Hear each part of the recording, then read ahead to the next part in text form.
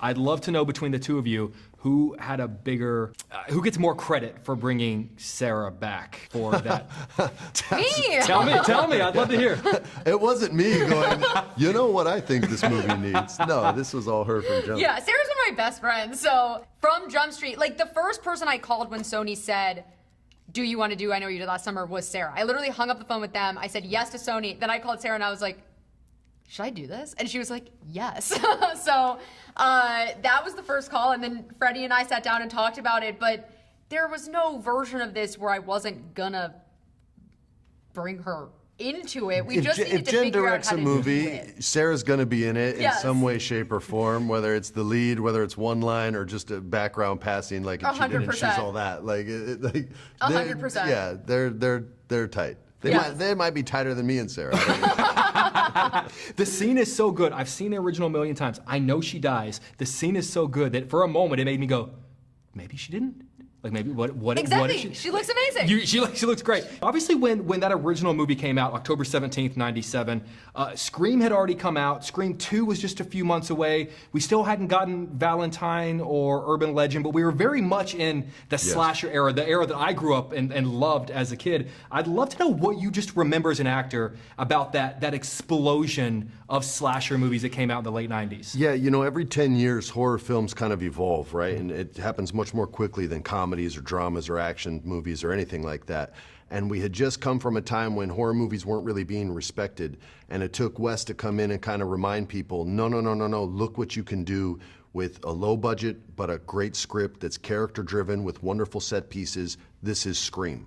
And all of a sudden everybody goes, oh yeah, we can make money on horror movies. And so they started taking swings on other scripts and they started giving opportunities to other scripts and ideas. And then 10 years later, it starts to getting diluted and the movies aren't as good anymore, and then it has to evolve and change, and all of a sudden Saw came out, which makes our movies not scary anymore. You know what I mean? And kids are like, well, now I've seen this, so now your movie's funny. I remember as a kid thinking Freddy Krueger was terrifying. My friend was like, wait till you see Phantasm, which was 1978, I believe, 79.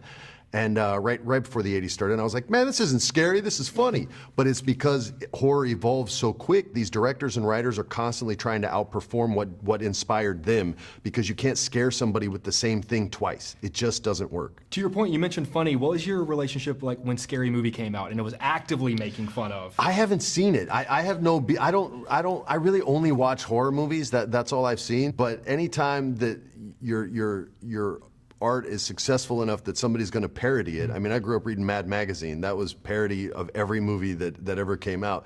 Then I guess you're doing something right. But I never got to see it. Did they do the sideburns? I think I had the bad sideburns back then. They make fun of that, you know, when they hold up the great scene where I think Julie holds up the boot and they go, we hit a boot! And there's a whole, there's a lot of stuff. Scary Movie 10 out of 10. I grew up on Scary Movie. See, okay, she knows it. The I know picture, whenever he pulls the picture out. When she's killing him!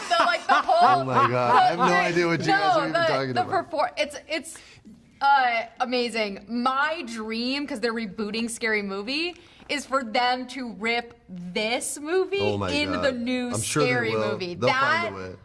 Is that the ultimate? That would be such an ultimate for me. I would freak out. I would just freak out if they did that. And honestly, they probably will. It's truly. It means you did something right. Yeah. You mentioned Freddy Krueger. I had the great pleasure of interviewing Robert Englund, and he, all the guys that play the monsters talk about, when I'm on set, I tend to stay away from the victims, as it were, because I want to be more intimidating when we're together on camera. I'm sort of curious, as a director, do you direct? I know oftentimes it's a stunt man in the suit. Do you direct the man in the slicker to stay away? And did in the original, did he stay away from you guys? No, Muse and I were tight as we were thick as thieves, man. Muse and Sarah used to hang out. Muse and I, he's such a good dude, man. Muse Watson was the fisherman in the first ones, or the first two, and was just an awesome guy to hang out. He did not follow that rule at all, and the responsibility was on us to be intimidated and terrified. So that wasn't the play in the first ones. But I respect the guys that can do that way too. But you say keep him away. No, I worked with him, but I did not know. Michael was really lovely, who was our fisherman, and he was